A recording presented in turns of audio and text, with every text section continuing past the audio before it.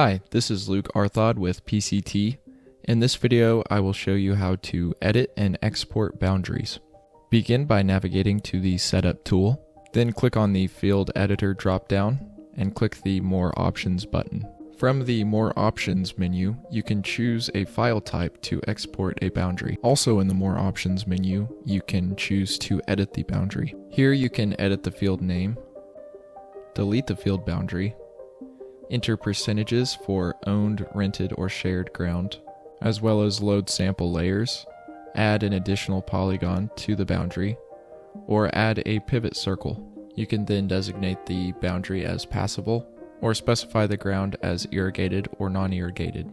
When finished, click Save, and if you would like to update the boundary in Operations Center, click Save and Send to Operations Center.